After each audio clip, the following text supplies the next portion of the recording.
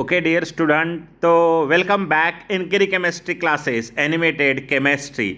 आज हमें देखना है प्रिपरेशन मेथड्स में नेक्स्ट मेथड फ्रॉम अल्किन की बात करने वाले हैं और उसमें मार्कोवानिक-कॉप्स रूल यूज़ होता है, इसीलिए मैंने उसको मेन हीडिंग बनाया है Markovnikov's rule.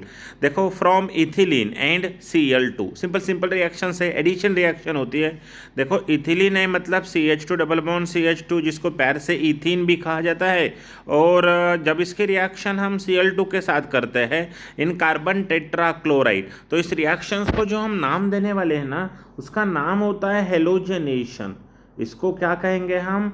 Halogenation. Across the double bond किसकी एडिशन करनी होगी? यहाँ across the double bond Cl और Cl की एडिशन करनी होगी। देखो, एक Cl यहाँ, एक Cl यहाँ, नज़र आ रहा है। एनिमेटेड फॉर्म में पढ़ने की मज़ा कुछ और ही होती है, दिखता है कलरफुल लाइफ होती है। यार, जीना भी तो कलरफुल ही होना चाहिए।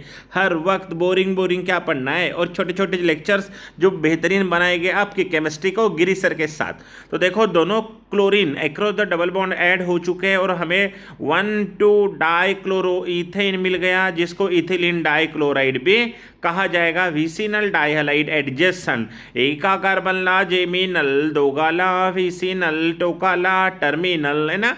तो देखो, addition of halo acid second preparation method है। HX की एडिशन करनी है across the double bond. HX का मतलब HCl HBr HI। HF हम यूज़ नहीं करेंगे, करोजिनस नेचर होता है, और वो जो HF होता है वो हमें अच्छे प्रोडक्ट नहीं मिल सकते, वो रिएक्टिविटी भी जो होती है उसकी कम होती है। टू सिमेट्रिकल अल्किन, देखो सिमेट्रिकल अल्किन दोनों पार्ट जब डबल बॉन्ड से आप तोड़ते हो तो दोनों इक्वल हाफ मिल जाते हैं, तो इथिन सिमेट्रिकल है और HCl की रिएक्शन करते हैं। इट इज़ एडिशन रिएक्शन होती है।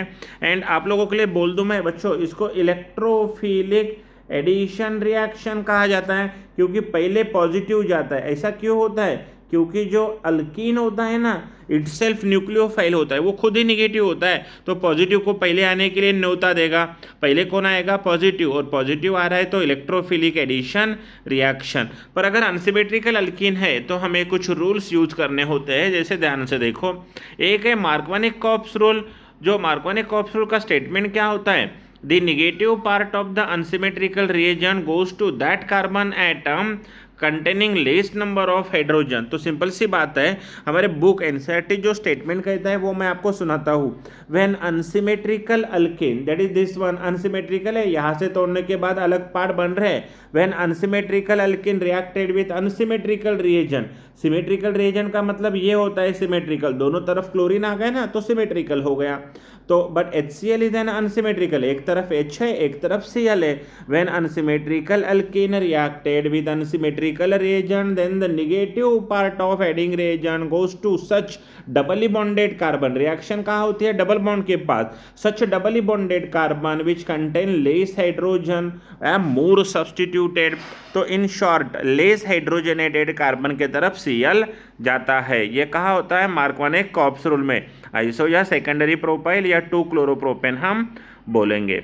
अभी देखो, preparation of RX, addition of halo acid करना है, पर उसमें in the presence of peroxide लेना है, वो एंटी मार्कोवानिक-कॉप्स रूल के लिए काम होता है। अभी देखो ध्यान से, when propene रिएटेड with the HBr, और ये पेरोक्साइड है ना, सिर्फ ये जो रिएक्शन है ना एंटी मार्कोवानिक, वो HBr के लिए ही काम करती है। ध्यान से देखो, एंटी मार्कोवानिक-कॉप्स रूल, उसको Kharasch Mayo effect, peroxide effect या अबनॉर्मल पेरोक्साइड इफेक्ट कहा जाता है। Abnormal peroxide effect. तो यहाँ when unsymmetrical alkene reacted with unsymmetrical reagent goes to that carbon containing more number of hydrogen atom across the double bond, तो कहा जाते हैं negative goes toward such carbon atom which carry the more hydrogen. और Markovnikov's rule क्या कहता था? Less hydrogen. NTMR AMR क्या कह रहा है? More hydrogen. तो मार्कोवानिक्स में स्पेलिंग छोटी है ना, 2 alphabet, less hydrogen, AMR 3 alphabet, more hydrogen. बस एंजॉय केमिस्ट्री करना है ना, तो कुछ तो टेक्निक बनाने पड़ेंगे। Markovnikov's rule less hydrogen, anti Markovnikov's rule more hydrogen वाले कार्बन के तरफ नेगेटिव पार्ट चला जाता है। Peroxide effect is applicable only for HBr, HBr के लिए सिर्फ अप्लाई होता है। ठीक है, चलो मार्कोनी-कॉप्स रूल के बाद हम प्रिपरेशन ऑफ जेमिनल डाइहैलाइड बनाना है। देखो अल्कीन ले लिया, वह अल्काइन ले लिया, अल्काइन है ना, डबल बॉन्ड 2 है, 2 पाई बॉन्ड टूट जाएंगे, HCl के साथ रिएक्शन कर रहे हैं, एडिशन रिएक्शन है, एक H एक Cl। तो यहाँ जो मिलता है ना बच्चों, ये विनाइल होता है, और विनाइल जो होता है वो क्लोरोइथिन, IUPAC नाम है ना उसका।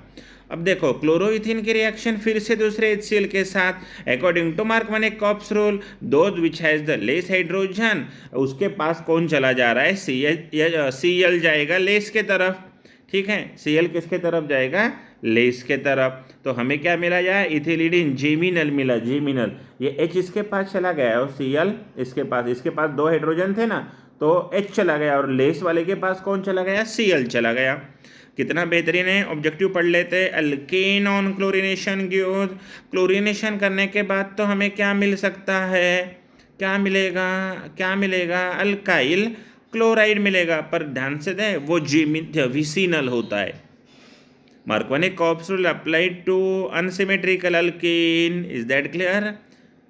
If HBr is added to unsymmetrical in the peroxide called as the मार्कोनिक्स भी बोलते हैं और खराश इफेक्ट भी बोलते हैं, मायो खराश इफेक्ट भी बोलते हैं, और अबनॉर्मल पेरोक्साइड इफेक्ट भी कहा जाता है। If ethylene is created with chlorine in the presence of carbon tetrachloride, तो हमें क्या मिलेगा, इथिलीन डाइक्लोराइड बोलो या 1,2 डाइक्लोरोइथेन, कोई दिक्कत ही नहीं है। Methods of preparation of hello alkane second हम नेक्स्ट वाले पार्ट में देखने वाले, ठीक है। सो आप पढ़ रहे थे गिरी सर के साथ एंजॉय केमिस्ट्री कट्टा के ऊपर आपको ये सारे वीडियो देखने को मिलेंगे। Thank you so much guys and enjoy always chemistry.